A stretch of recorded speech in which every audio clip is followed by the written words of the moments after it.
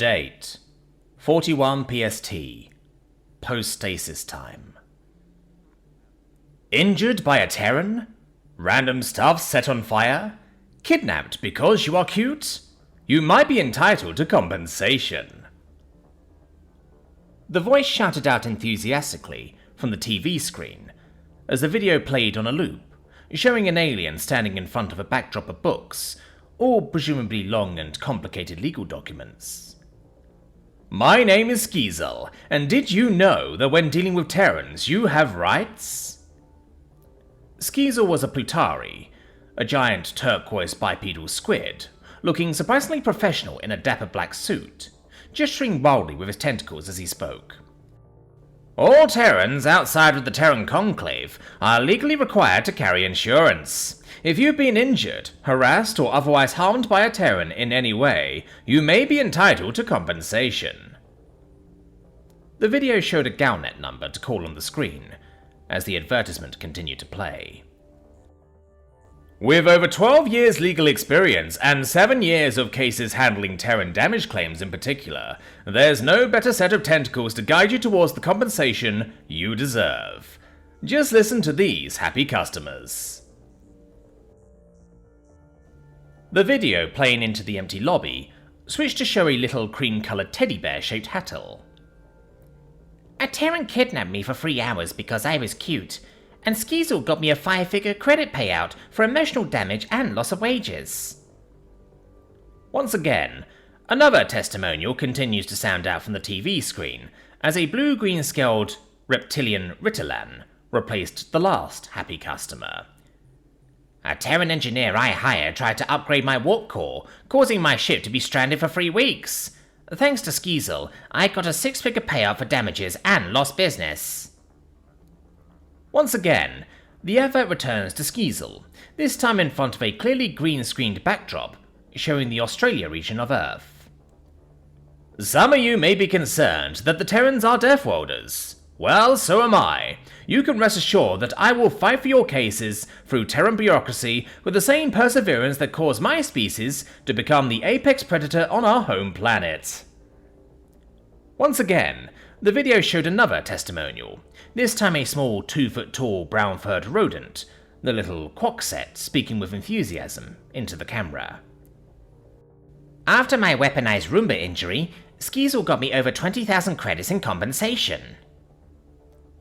Once again, the advert changes back to Skeezal, back in front of the books, a list of possible crimes and compensation actions, appearing in the list as they spoke. Weaponized Roombas, overzealous hugging and petting, kidnapping, cute aggression, setting things on fire, Terran brand oopsies, and much, much more. With our no-win, no-fee guarantee, why not book yourself in for a free consultation? Because Skeezal's got this.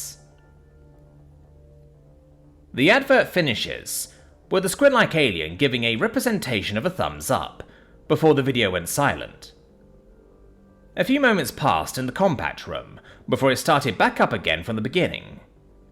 The office that doubled as a lobby, that doubled as a conference room, was a small thing. A simple desk scattered with books, papers, and various datapads surrounded by a handful of chairs, and one bright orange houseplant shoved into a corner. It wasn't much of an office, but Skeezal had never really seen the benefit of paying for things he didn't need. He spent most of his time travelling around Terran space, so the office was mostly held on this small moon cluster to allow for a more neutral space to meet with customers, and for tax reasons.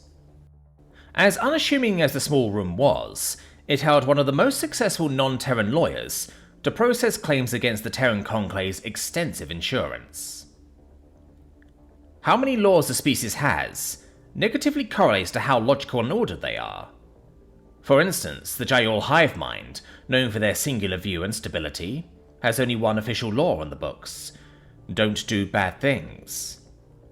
Everyone knows what that means and there's no disagreement, so why bother writing more letters when those 4 words will do the trick?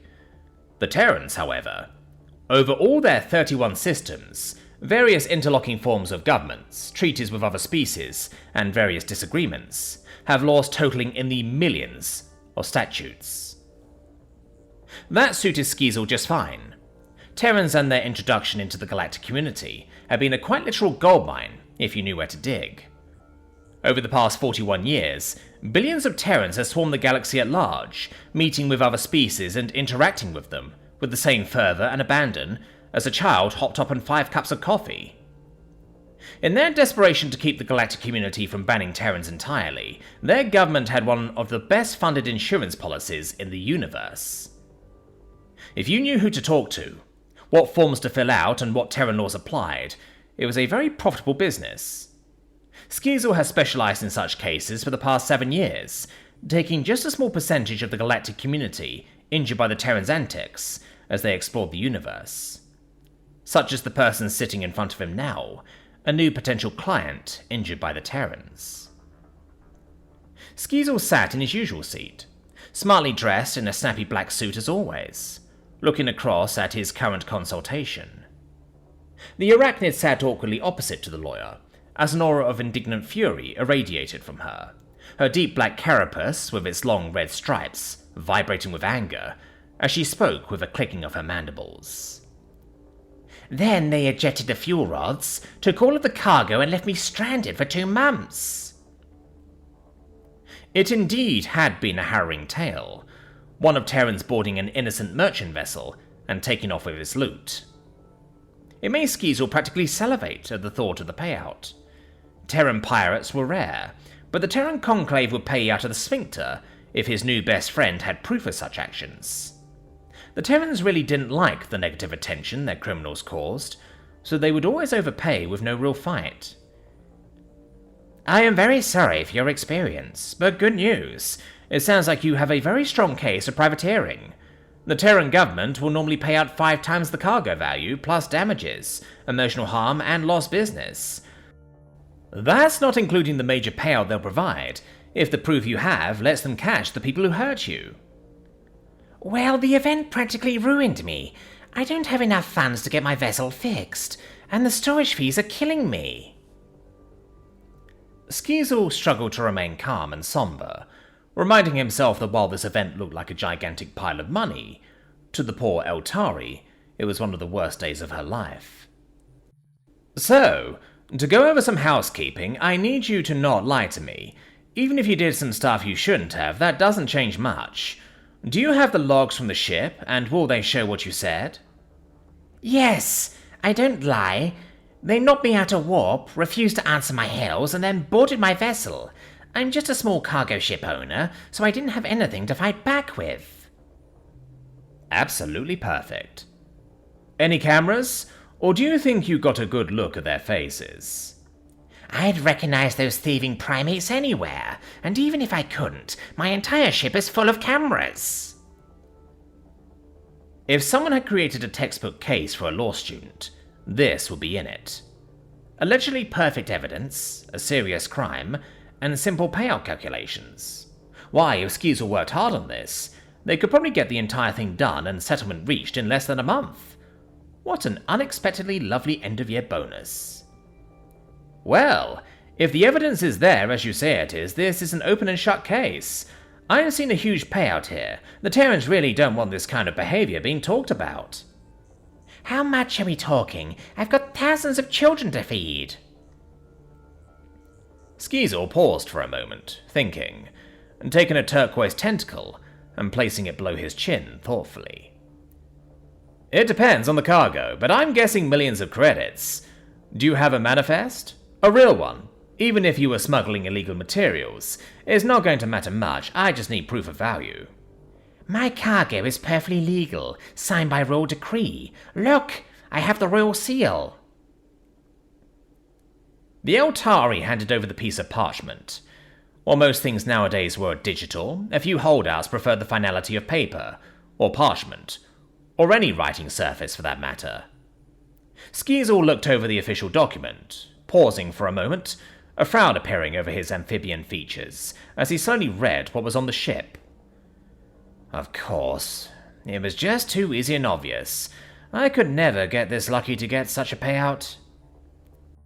Is this a list of names? Why is there names on your cargo manifest? Are you a slaver? It was now Skeezal's turn to fill with anger, as he watched his metaphorical payday disappear in an instant, pointing an accusatory limb towards his now ex-potential client. They are not slaves, they are bonded labor.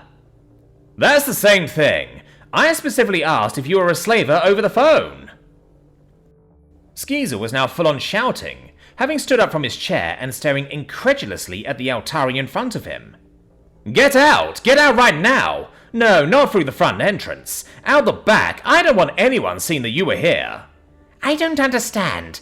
The cargo is legal. I am an honest trader. I need this money. Skeezal wasn't waiting for her to leave, having rounded his desk and started pushing the arachnid out of his office with as much haste as he could muster. Even if what you did wasn't morally reprehensible, slaving is the one no-no that the Terrans are very specific about. They'll pay out for smugglers, they'll even pay out for drug dealers some of the time, but slavers? Never. They hate them with a passion. If I even tried to represent you, I'd lose my license. So go. Leave. Leave now.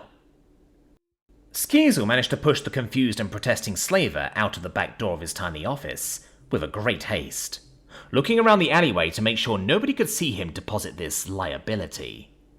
But what am I supposed to do? They took everything.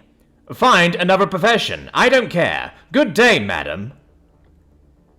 With a slam of the back door, Skeezal cut off any potential further pleas for legal assistance, leaving the Plotari a few moments to wonder if any other lawyer would be stupid enough to take her case, before giving a final, anger-filled huff. Trying to get the Terrans to pay for freed slaves. The absolute audacity!